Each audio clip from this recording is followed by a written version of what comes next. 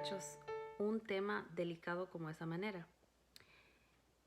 Es difícil hasta para mí mencionarlo.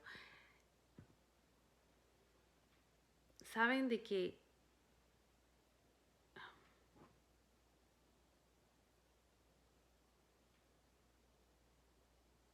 muchachos, no es fácil.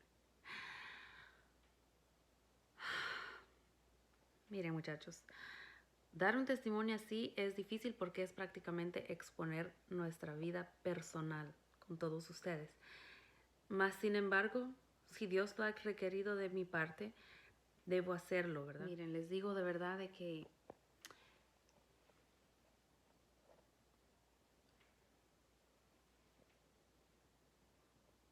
había una noche en la que yo estaba sufriendo, llorando. Y yo estaba muy triste en esa vez. Muchachos, qué difícil. Yo estaba muy triste recordando cosas que me habían sucedido en mi niñez. Y esas cosas, me marcaron mucho. Yo sufrí mucho toda mi juventud. Cosas bien terribles. Pero me recuerdo que esa noche yo estaba en mi cuarto llorando y le pedía a Dios, de rodillas estaba yo, y estaba escuchando una alabanza, que por cierto es de Jesús Adrián Romero, no sé si lo conocen algunos de ustedes, él es muy famoso, un cantante cristiano. Y es una canción que se titula Heme aquí, y dice, envíame a mí. Y dice, heme aquí, envíame a mí. Yo iré por aquellos que vagan sin ti. Envíame a mí, yo iré.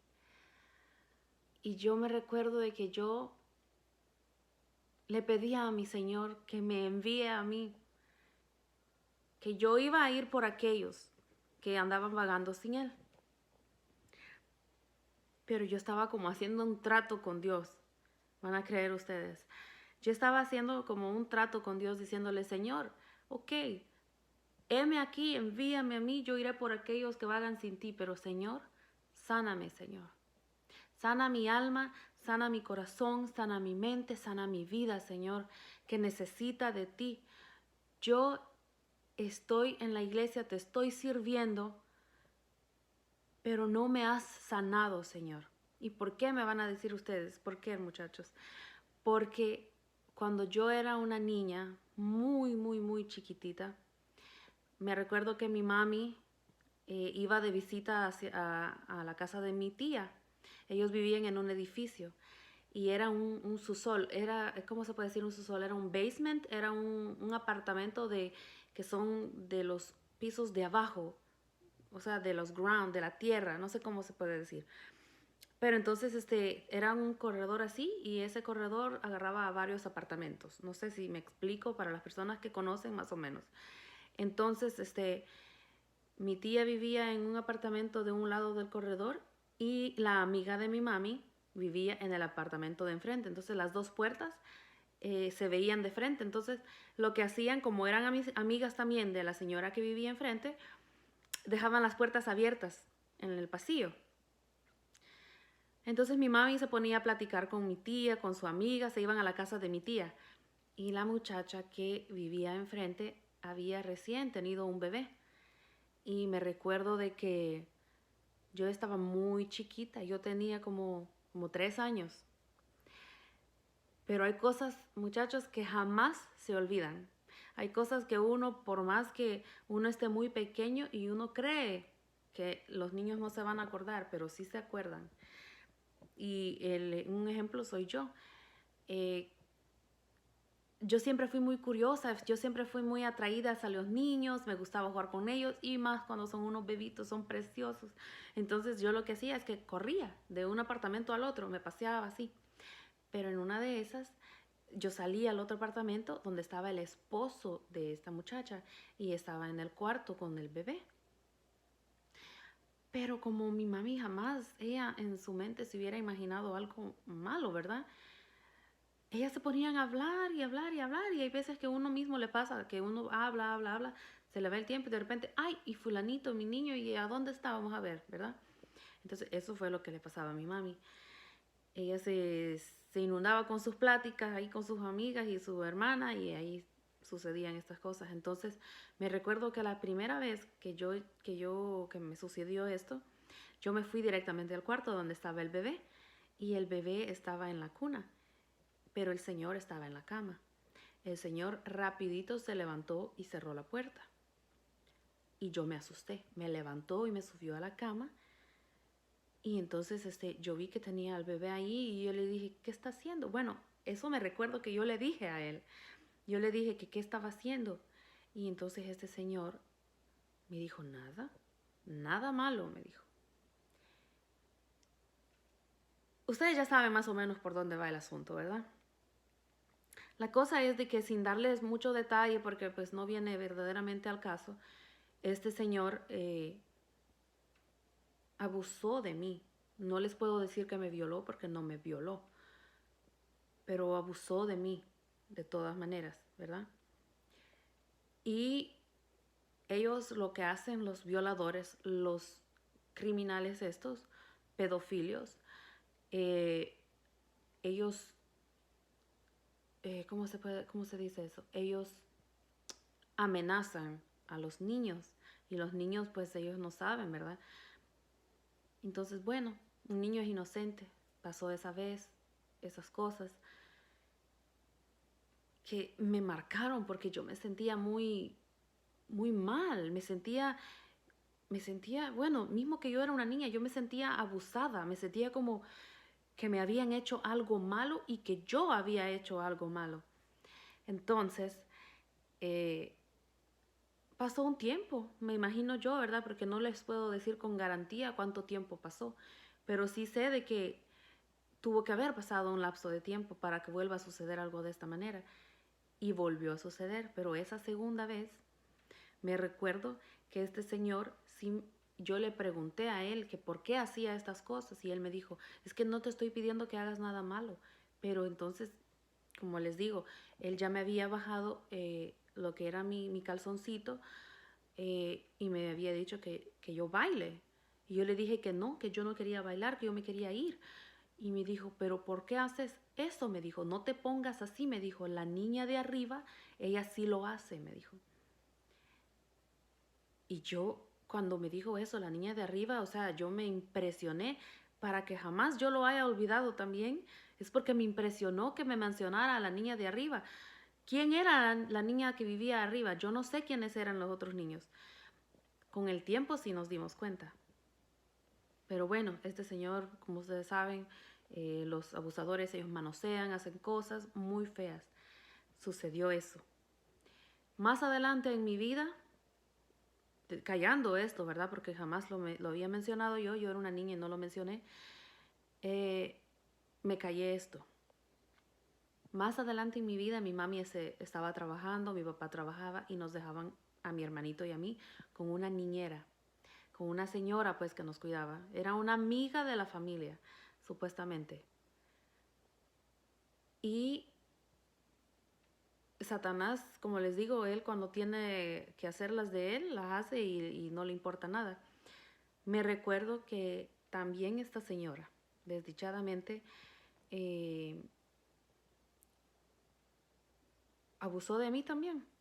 Como les digo, no les puedo decir que fue una violación, porque de por sí ella es una mujer, pero fue una violación de parte de ella.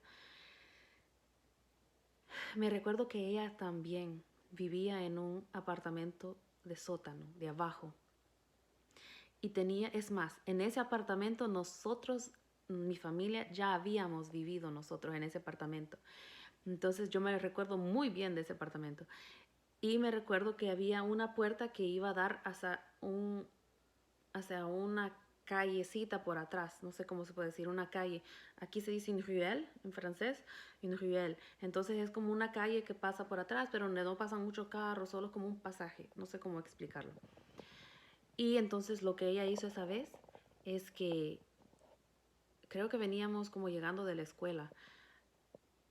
Ella sacó a mi hermano, que era un niño bien chiquitito, lo sacó para afuera, a sus hijos los sacó para afuera, a sus sobrinos los sacó para afuera porque también los cuidaba.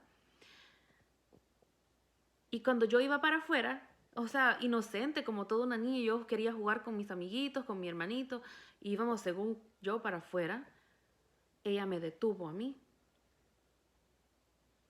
Y fue cuando yo le dije, ¿por qué? ¿Por qué no puedo ir a jugar afuera? Cerró la puerta, le puso pasador, cerró esas cortinas oscuras que ella tenía y ahí sí me asusté.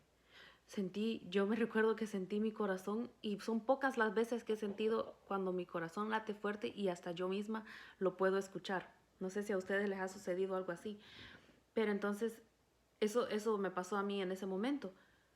Y ella en el suelo tenía tendida una colcha y estaba su bebé, que era una bebé como de unos 3 meses quizás, o no, pero era una bebita, la verdad una bebita. No sé si era recién nacida, pero era una bebita.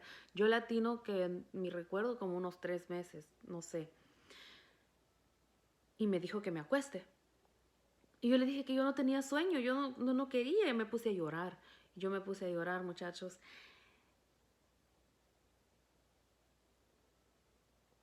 Perdón. En ese entonces yo quizás tendría como mis 6 años. Como estaba casi mi hija.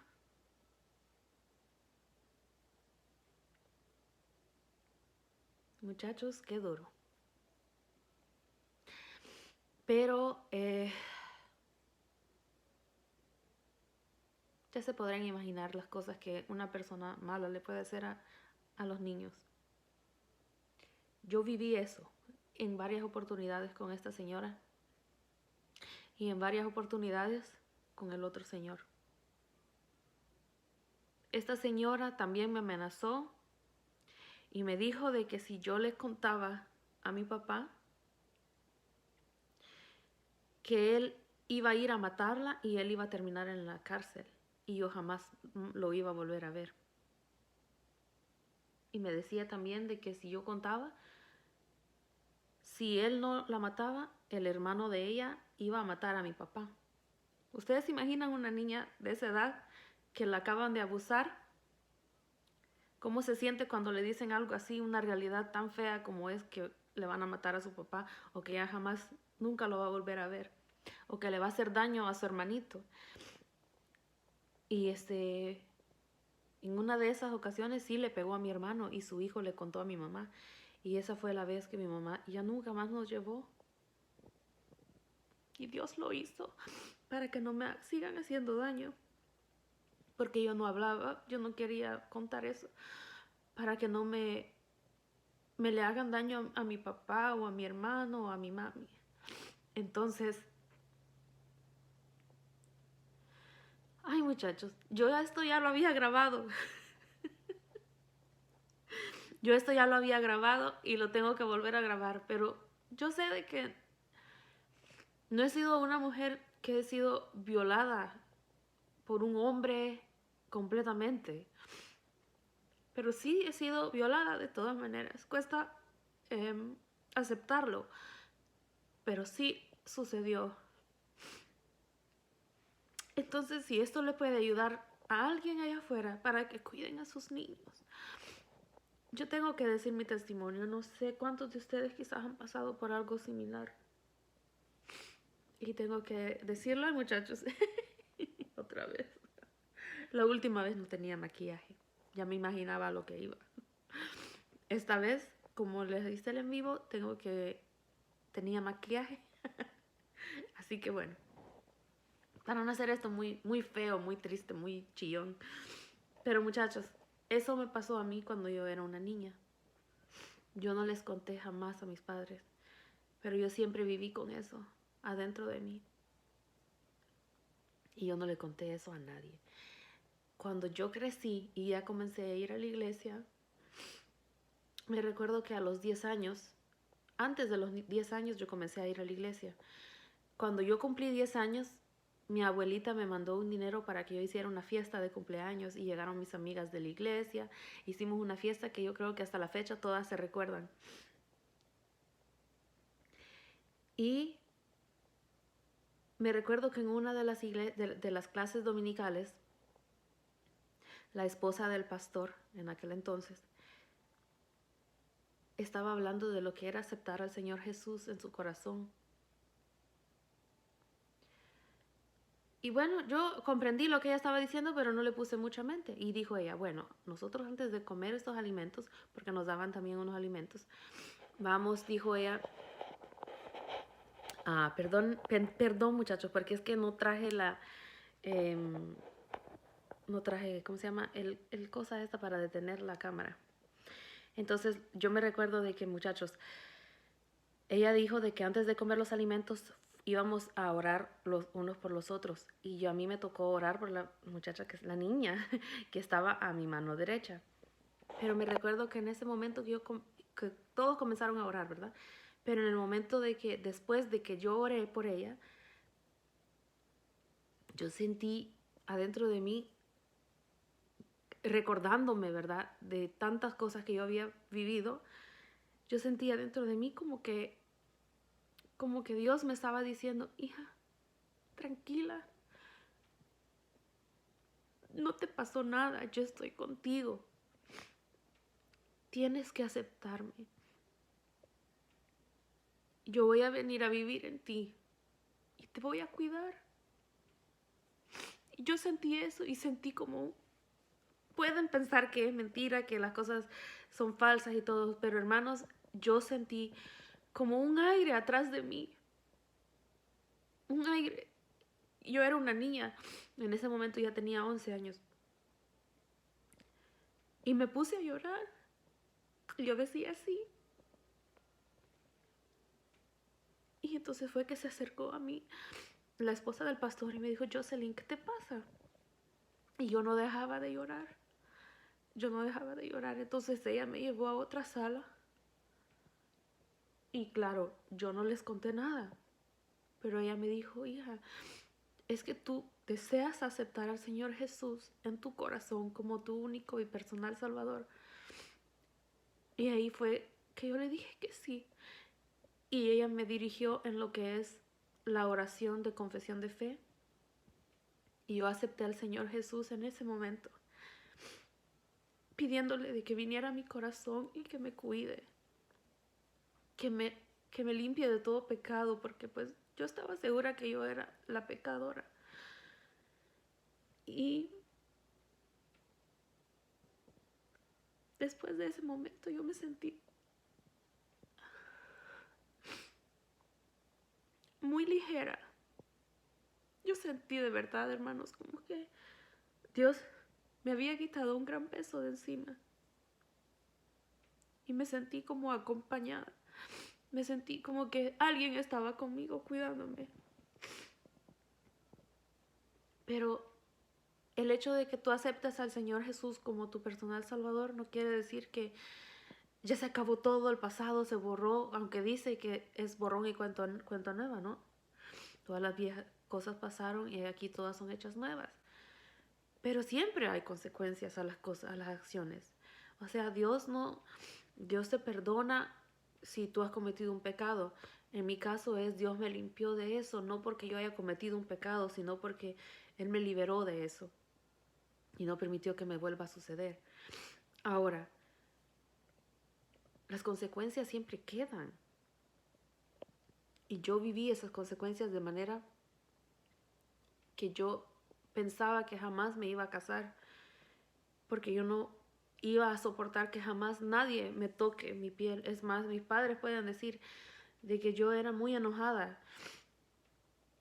Yo no permitía que ellos me dieran un abrazo. Yo no permitía que se acercaran a mí, ni que me demuestren cariño, ni nada. En parte porque yo sentía como